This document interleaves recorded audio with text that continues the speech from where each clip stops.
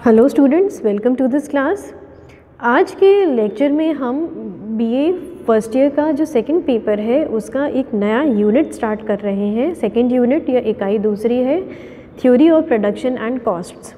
इससे पहले जो हमने फर्स्ट यूनिट पढ़ी थी उसमें हमने जनरली उपभोक्ता के बारे में बात करी थी कि उपभोक्ता अपने डिसीजंस कैसे लेता है, उपभोक्ता अपने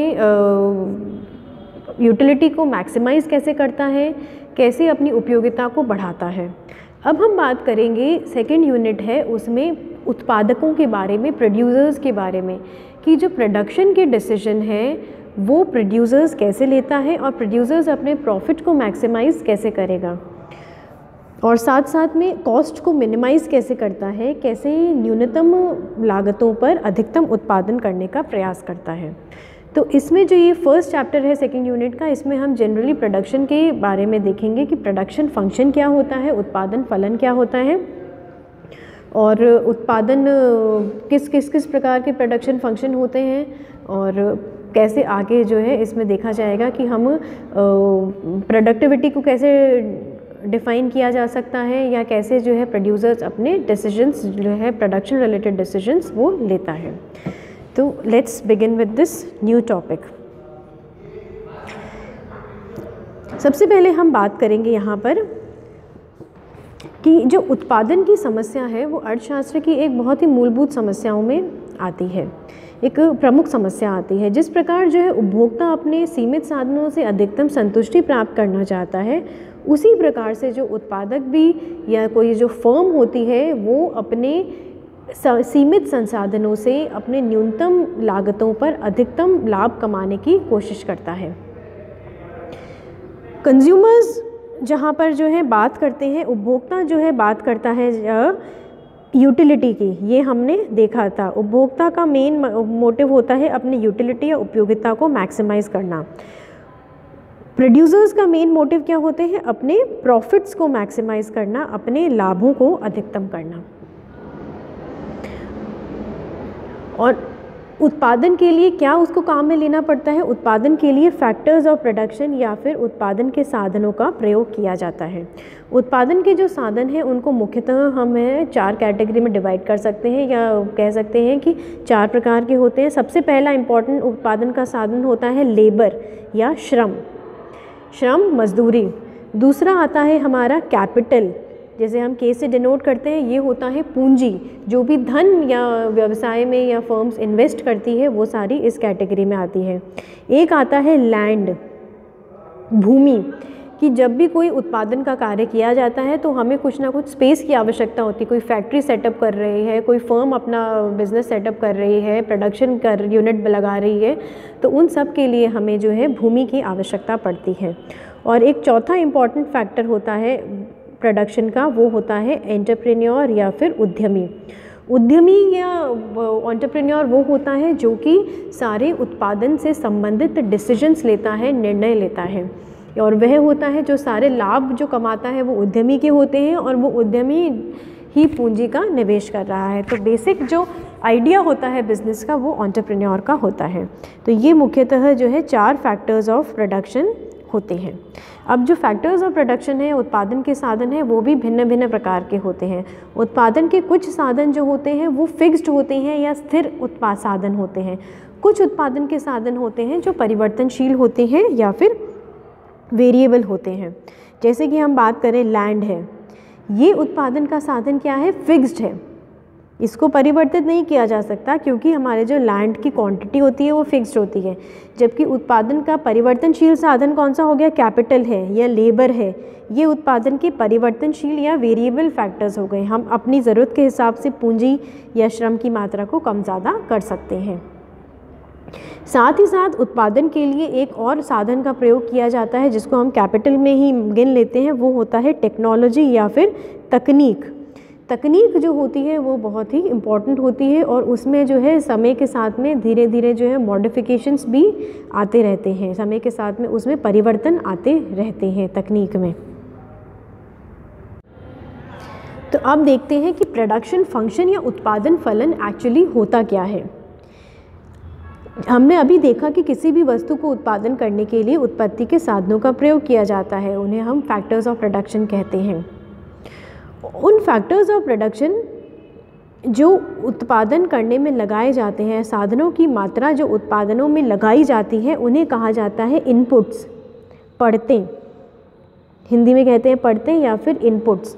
और उन उत्पादन के साधनों से जो उत्पत्ति प्राप्त होती है, जो प्रोडक्शन प्राप्त होता है, उसे हम कहते हैं आउटपुट। तो इनपुट्स को लगाने से हमें कुछ ना कुछ आउटपुट प्राप्त होता है। तो इस प्रकार से हम कह सकते हैं कि उत्पादन फलन क्या है, एक फलनात्मक संबंध होता है भौतिक परतों और भौतिक उत्पाद के मध्य में। The functional relationship between the physical inputs and physical output of the firm is known as production function. Professor Samuelson ने भी इसको जो है डिफाइन करते हुए कहा है कि उत्पादन फलन एक तकनीकी संबंध है जो ये बताता है कि उत्पादन के साधनों के प्रत्येक विशेष संयोग के द्वारा कितनी वस्तुएं जो है उत्पादित की जा सकती हैं। अर्थात production function is the technical relationship telling the amount of output capable of being produced by each and every set of specified inputs or factors of production. It is defined for a given state of technical knowledge. This is the definition of Professor P.A. Samuelson.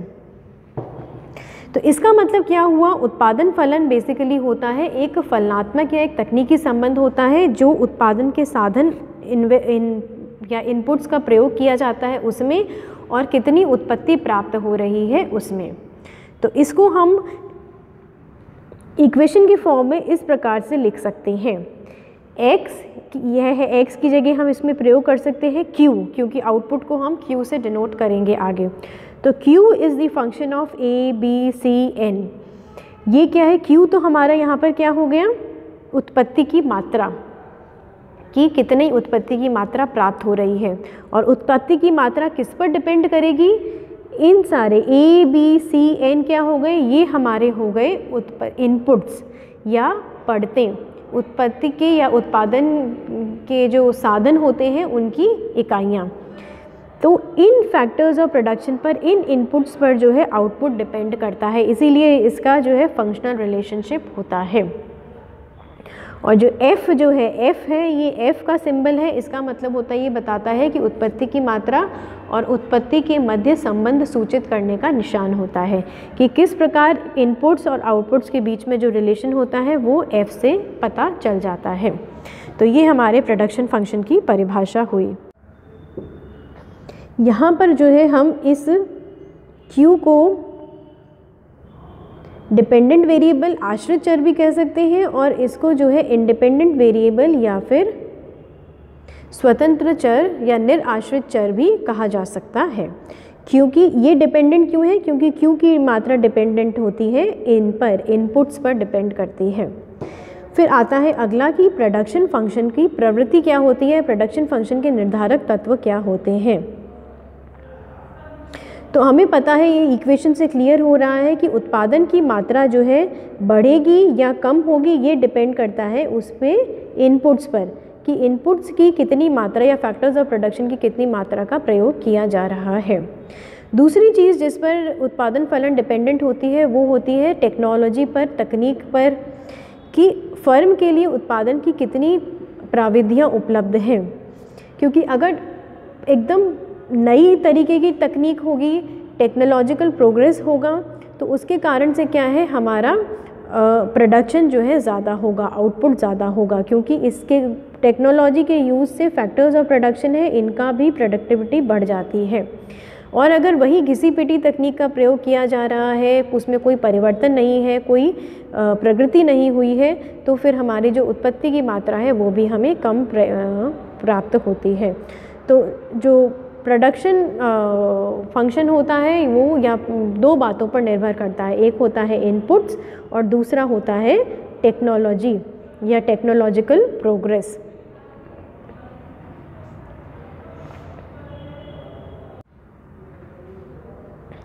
तो ये हमारे उत्पादन फलन की जो है कुछ मान्यताएं हो जाती है कि उत्पादन फलन क्या है। सबसे वापस देख लेते हैं कि किसी निश्चित समय अवधि से संबंध होता है, और फिर उस समय अवधि में उत्पादन तकनीक और प्रौद्योगिकी में कोई अंतर नहीं हो रहा, सर्वाधिक उपयुक्त तकनीक का ही प्रयोग किया जाता है और उत्पादन के साधन जो है विभाज्य होते हैं, यानी कि उन्हें कुछ सीमा तक एक दूसरे के स्थान पर प्रतिस्थापित किया जा सकता है। जैसे कि लेबर के स्थान पर कैपिटल को सब्स्टिट्यूट कर दिया और कैपिटल के स्थान पर लेबर को सब्स्टिट्यूट कर दिया, जो भी उस समय इजीली अवेलेबल होता है। उसके अलावा जो एक दो मान्यताएं और हैं, वो मान्यताएं ये है कि उत्पादन का जो शॉर्ट रन या अल्पकालीन उत्पादन फलन है, शॉर्ट रन या अल्पकालीन उत्पादन फलन है, उसके अंतर्गत तो उत्पादन के साधन दो प्रकार के माने गए हैं। एक तो वेरिएबल है, परिवर्तनशील, और फिक्स्ड यानी पूर्णतः स्थिर उत्पादन के साधन। वहीं जो लॉन्ग रन प्रोडक्शन फंक्शन होता है, उसमें ये मान्यता मानी गई है कि सारे उत्पादन के साधन जो है वेरिएबल या परिवर्तनशील होते हैं, फिक्स्ड फैक्टर्स ऑफ प्रोडक्शन नहीं होते हैं, क्योंकि दीर्घकाल में सफिशिएंट समय होता है सभी उत्पादन के साधनों को अपनी आवश्यकता के अनुसार उन्हें परिवर्तित किया जा सकता है।